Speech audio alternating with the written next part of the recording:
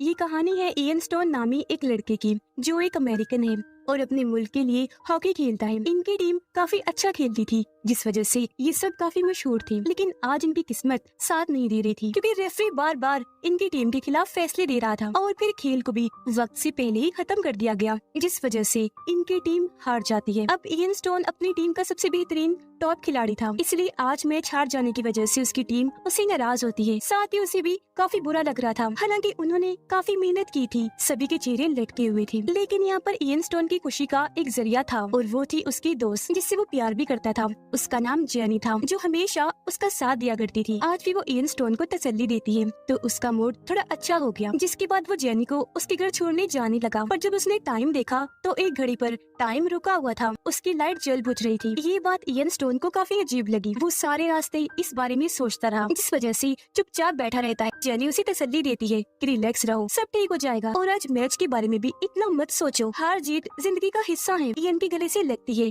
ताकि उसे थोड़ा अच्छा लगे, पर ये चीज खिड़की से जेनी के मॉम डैड देख लेते हैं जिस वजह से उन्हें बहुत गुस्सा आता है और वो जल्दी से जेनी को घर के अंदर आने का कहते हैं। इसलिए फौरन वो गाड़ी से उतरकर घर के अंदर चली गई। अब यहाँ इयन और उदास हो गया, ये सोचकर कि मेरी किस्मत इतनी खराब है कि मेरी दोस्त के मॉम डैड भी मुझे पसंद नहीं करते। अब जब उसने देखा कि जेनी का आस पड़ोस बड़ा ही अजीब सा डरावना सा है तो उसे डर से लगने लगा और वो यहाँ से जाने में अपनी भलाई समझता है क्योंकि वहाँ एक खौफ सा था, वीरान इलाका जहाँ झूला खुद ही हिल रहा था। तो वो जल्दी से गाड़ी वहाँ से लेकर अपने घर के लिए निकल गया। कुछ दूर जाने पर जब सड़क आई तो उसे गाड़ी रोकनी पड़ी क्योंकि सड़क के बीचों बीच कोई लेटा हुआ था। अब इयन रुककर इंतजार करने लगा कि शायद वो आदमी खुद ही उठकर यहाँ से चला जाए, पर ऐसा नहीं होता। इसीलिए वो खुद ही गाड़ी से उतरकर बाहर आया ताकि देख सके कि ये इंसान कौन है और उसे हुआ क्या है जो वो ऐसे पड़ा है। बाहर बारिश काफी तेज हो रही थी। इयन जैसे आदमी के पास आकर उसे हाथ लगाता है वो आदमी एकदम से हिल गया और फिर कांपने लगता है। ये देखकर इयन काफी घबरा गया, वो फौरन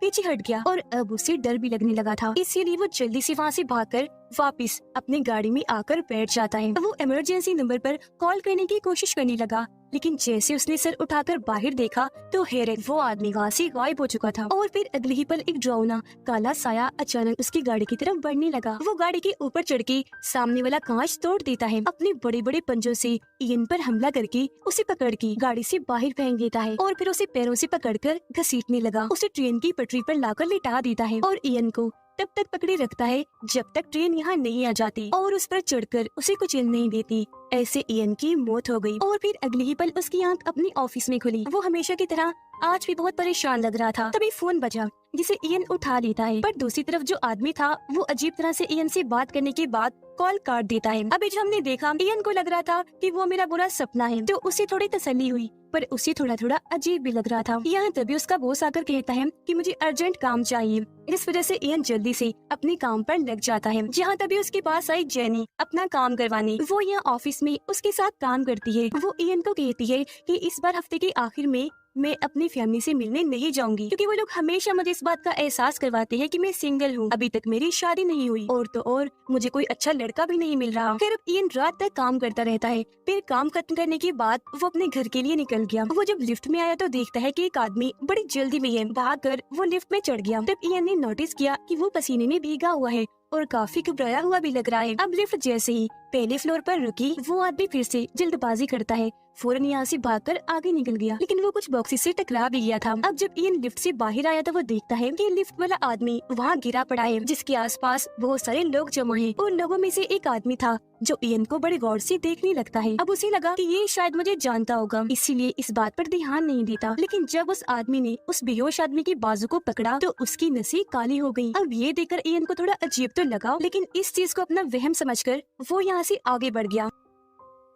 वो जब घर पहुंचता है तो हम देखते हैं कि वो काफी परेशान है। यहाँ उसकी अलग ही जिंदगी है, उसकी शादी हो चुकी है और वो अपनी वाइफ के साथ रहता है। यहाँ उसकी वाइफ ने नोटिस कर लिया था कि इयन परेशान है, इसीलिए वो उसे इस चीज की वजह पूछती है, जिस पर इयन उसे बता देता है कि आज ऑफिस के बाहर क्या हुआ। यानी वो आदमी अजीब तरह से बेहोश हो गया और जिस आदमी ने उसे पकड़ा उसकी नसें काली हो गई थी। इयन कहता है कि वो आदमी मुझे बड़े गौर से देख रहा था जैसे वो मुझे जानता हो और अब मुझे याद पड़ रहा है कि वो मेरी हॉकी टीम का रेफरी था। ये सुनकर उसकी वाइफ काफी हैरान हुई पूछती है, इयन तुमने कभी नहीं बताया कि तुम हॉकी भी खेलती रही हो। अब इयन को लगता है कि मैंने इसे पहले बताया था, लेकिन फिर भी अपनी बात साबित करने के लिए वो अपनी डायरी लाता है जिसमें इनकी हॉकी टीम की तस्वीर थी। यहाँ इयन को इस बात से काफी हैरत हुई कि हर कोई उस तस्वीर में है, लेकिन मैं नहीं हूँ। रात को इयन जब सो रहा था तो एक आहट से उसकी आँख खुल गई और वो खिड़की से बाहर एक साय को देखता है जो कह रहा था, इयन काफी देर हो चुकी है। वो उस साय का पीछे करते करते नीचे आ गया, लेकिन वहाँ कुछ भी नहीं था। तो अब यहाँ इयन को अपने दिमाग पर शक होने लगा कि मेरा ज़हनी तवाज़ुन शायद खराब हो चुका है जो मुझे इस तरह की चीजें दिखा रहा है। अगले दिन इयन जब बस में था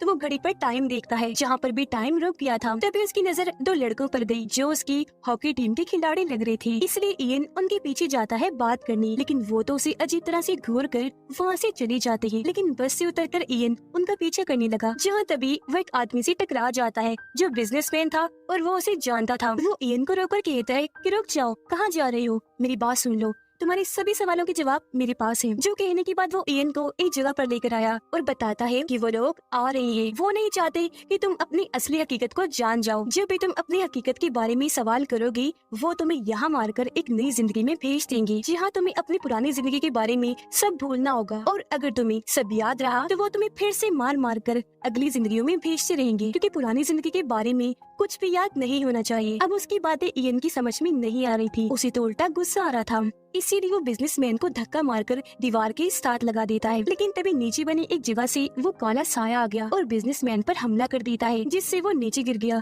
और काला साया उसे खींचकर अपने साथ ले जाता है। ये देखकर इयन घबराते हुए वहाँ से भागकर बाहर आ गया, जहाँ वो फिर से एक लड़के से टकरा गया। इयन ने जब उसकी तरफ देखा तो उसकी आंखें गायब थीं, आंखों की जगह काले गड्ढे थे, लेकिन अगले ही पल इयन की पलक झपकते ही सब कुछ पहले जैसा नॉर्मल हो गया। अब इस सारी सूरत हाल की वजह से वो काफी डर गया, जल्दी से भागकर अपने घर आ जाता है, जहाँ वो अपनी वाइफ को बताने लगा कि मुझे कोई मारना चाहता है, वो काले साए है जैसे कोई मॉन्स्टर हो, क्योंकि उनके बड़े बड़े पंजे हैं। लेकिन तभी यहाँ हैरानकुन बात ये पता चलती है कि उसकी वाइफ भी उन मॉन्स्टर्स में से एक है। वो पीछे से बहाना करके इयन के गले से लगी और अपना पंजा उसके पेट में घुसाकर आर पार कर देती है। वो मरने वाला था, जिससे पहले उसकी वाइफ कहती है कि तुम्हें उस आदमी ने बताया भी था, लेकिन फिर भी तुम्हें सब याद रहा, हालांकि पुरानी बातें याद नहीं होनी चाहिए थी। इतना कहकर वो इयन का गला काट देती है, जिससे उसकी मौत हो गई। और अब इसी के साथ उसकी आंख एक गाड़ी में खुली, यानी अब उसे मारकर अगली जिंदगी में भेज दिया है। यहाँ वो ड्राइवर है, इस वक्त उसकी गाड़ी में जेनी बैठी थी, जिसे वो घर छोड़ने जा रहा था। अब यहाँ जेनी उसे नहीं जानती थी, लेकिन इयन को लग रहा था कि मैं शायद इसे पहचानता हूँ। घर जब ये पहुंचे तो जेनी उसे कहती है कि यहाँ रुककर इंतजार करो, मैं अंदर से कॉफी बना कर लाती हूँ। अब जब इयन बाहर खड़ा इंतजार कर रहा था तो वो पड़ोसियों की खिड़की पर एक अजीब चीज नोटिस करता है। बहुत सारे काले साए अपने अपने घरों की खिड़कियों पर खड़े होकर इयन को घूर रही थी, जिससे वो घबरा गया और वापिस गाड़ी में आकर बैठ जाता है। तभी जेनी भी कॉफी बनाकर ले आई और वो लेकर जल्दी से वो यहाँ से निकल गया। तभी उसकी नजर घड़ी पर पड़ी, जहाँ भी टाइम रुक गया था। आगे बढ़ने पर उसकी नजर उस बिजनेसमैन पर पड़ी जो एक जगह पर खड़ा हुआ था। अब इयन को पता था कि मैं इसे जानता हूँ, इसीलिए वो उसके पास जाने लगा। बिजनेसमैन वहाँ से आगे बढ़ गया। तब इयन उसका पीछे करते करते एक जगह पर आकर उसे रोक लेता है। इयन ने जैसे उसे पकड़ा, उसे अपनी पुरानी जिंदगी की बहुत सारी यादें याद आने लगती हैं, जिन सब में वो जेनी के साथ था। तो वो बिजनेसमैन कहता है कि जेनी की जान को खतरा है, उसे बचा लो। इतना कहकर वो यहाँ से गायब हो गया। उसके जाने के बाद इयन को यहाँ अजीब महसूस हुआ और फिर अगले ही पल ऊपर से वो काला मॉन्स्टर तेजी से नीचे आने लगा और इयन पर हमला करके उसकी जान ले लेता है। जहाँ फिर उसकी आंख एक नई दुनिया में खुली। यहाँ वो नौकरी की तलाश में एक एजेंट के पास आया था, जो और कोई नहीं बल्कि जेनी ही थी। अब यहाँ इयन को अपनी जिंदगी पहले की निस्बत काफी अच्छे से याद थी। वो जेनी को बताता है कि हमें कोई मारना चाहता है, पर जाहिर है वो उसे जानती नहीं थी, तो उसकी बातों का यकीन भी नहीं करने वाली थी। फिर तभी इयन की नजर घड़ी पर गई, जहाँ भी वक्त रुका हुआ था। उसने जब बाहर देखा तो उसे वहाँ वो आदमी नजर आया जिसे वो अपनी पिछली 2 जिंदगियों में भी देख चुका था, और इस दुनिया में वो इसकी मौत बनकर आया था, क्योंकि यहाँ वो मॉन्स्टर था और उसके बड़े बड़े पंजे थे। उसे देखकर डर की वजह से इयन की हालत खराब हो गई और वो जल्दी से यहाँ से भागकर लिफ्ट में आ गया, जहाँ वो मॉन्स्टर छत तोड़कर इस पर हमला करने लगा। लेकिन वो जैसे तैसे यहाँ से भी अपनी जान बचाकर बाहर गाड़ी के पास आ गया। वो जैसी गाड़ी में बैठा, काले साए यहाँ भी आ गई, खिड़कियों से उसे डराने लगे। फिर एक मॉन्स्टर छत पर आकर अपना पंजा ही गाड़ी में गाड़ देता है इयन पर वार करने के लिए। इससे वो और डर गया,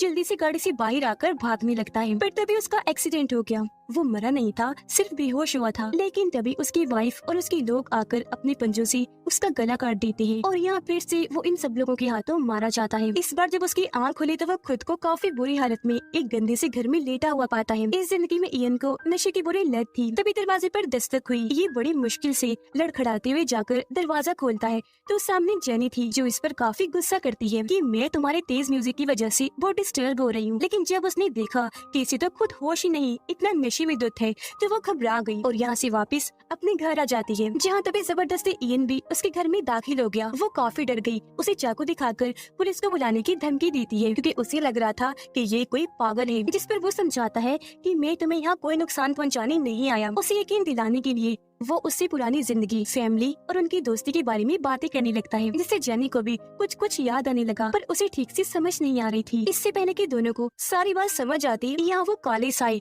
वो मॉन्स्टर आ जाते हैं, जो अपने बड़े बड़े पंजों से दरवाजा तोड़कर अंदर घुसने की कोशिश करने लगे। ये दोनों ही काफी घबरा गई और इमरजेंसी रास्ता जो सीढ़ियाँ थी वहाँ से नीचे आ गई। पर यहाँ भी इयन की वाइफ और उसके साथी खड़े थे। वो फिर से उस पर काबू पा रही है। उसने इयन का गला पकड़ लिया था। इससे पहले वो उसे जान से मारती, जेनी उसकी गर्दन में चाकू घुसा देती है। इससे उसकी वाइफ इयन को छोड़ देती है और इन दोनों को यहाँ से भागने का मौका मिल जाता है। ये दोनों भागकर स्टेशन पहुंची और जब ट्रेन का इंतजार कर रही थी तो जेनी उसे बताती है कि मुझे अपनी पुरानी जिंदगी याद आ चुकी है। अब जैसे ट्रेन आई, दोनों उसमें चढ़ गई और अब हमेशा एक साथ रहने का फैसला करते हैं। अब जब इयन ने साइड में देखा तो वहाँ वही बिजनेसमैन बैठा था, जो इस दुनिया में काफी कमजोर लग रहा था। वो आज यहाँ इयन को सारी सच्चाई बता देता है। कहता है कि जो लोग तुम्हारे पीछे पड़े हैं ना, यानी काले साई मॉन्स्टर्स, उन्हें हार्वेस्टर्स कहा जाता है। मैं भी उन्हीं में से एक हार्वेस्टर हूँ और हम इंसान के डर और खौफ पर जीते हैं। हमें और ताकतें मिलती है ऐसा करने से। ये बताकर वो एक मुसाफिर के पास गया और अपने असली रूप में आकर काला साया बनकर उसे डरा देता है। और क्योंकि वो आदमी काफी डर गया था तो वो बिजनेसमैन यानी हार्वेस्टर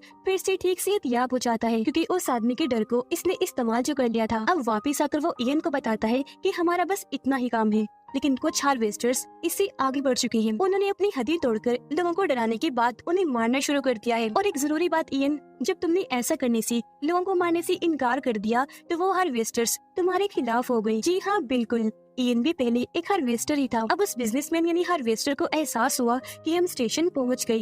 वो काफी घबरा गया और दोनों को यहाँ से भागने का कहता है। वो ऐसे करते हैं, लेकिन ज्यादा दूर नहीं भाग पाते, क्योंकि उसकी वाइफ दोनों को पकड़ लेती है और चारों तरफ से उसने रास्ता बंद कर दिया था। वो फिर इयन के पास जाकर उसके मुंह में फूंक मारती है, जिससे वो अपनी वाइफ के कंट्रोल में आ गया। फिर वो इयन को कहती है कि जेनी को मारो और इसके खौफ को पी जाओ, क्योंकि यही तुम्हारी खुराक होगी और तुम पहले जैसे हो जाओगे। अब इयन अपने हार्वेस्टर वाले रूप में आकर जेनी पर हमला कर देता है, लेकिन उसका थोड़ा बहुत इंसानी रूप बाकी था, जो खुद को ऐसा करने से रोक रहा था। वो सोचता है कि इससे पहले मैं अपना कंट्रोल खो दूं, मुझे जेनी को बचाना होगा, जिसका सिर्फ एक ही रास्ता था और वो इयन की मौत थी। इसीलिए वो खुद ही जाकर ट्रेन के सामने कूद जाता है और ऐसे उसकी मौत हो जाती है। इस बार उसकी आंख एक मेंटल हॉस्पिटल में खुली और क्योंकि वो हार्वेस्टर है इसीलिए मरता नहीं, क्योंकि ये इमोर्टल यानी अमर होते हैं जो कभी नहीं मर सकते। इसलिए जब भी ये खुद को मारते हैं या कोई दूसरा हार्वेस्टर इन्हें मारता है तो ये अलग ही दुनिया में पहुंच जाते हैं, जो इनकी अगली दुनिया होती है, जो शुरू से अब तक इयन के साथ होता आ रहा है। अब वो जिस मेंटल हॉस्पिटल में था, यहाँ उसी मशीनों से जकड़ा हुआ था, क्योंकि वो पागल है तो उसे तकलीफ दी जानी थी। वो घबराहट की वजह से चिल्लाने लगा, जहाँ तभी मदद करने एक नर्स आई, जो और कोई नहीं बल्कि जेनी थी। उसे हर बार की तरह कुछ याद नहीं था। इयन उसके लिए सिर्फ एक मरीज था जो इस वक्त पागल हो चुका है। वो फिर से चिल्लाने लगता है, जहाँ तभी उसकी वाइफ दोबारा आई, कहती है कि मत चिल्लाओ, तुम्हें कोई भी नहीं सुन सकता। क्योंकि वो हार्वेस्टर है तो चिल्लाता हुआ बस उसकी वाइफ को ही नजर आ रहा था, बाकी लोगों को वो कोमा में नजर आ रहा था। उसकी वाइफ कहती है,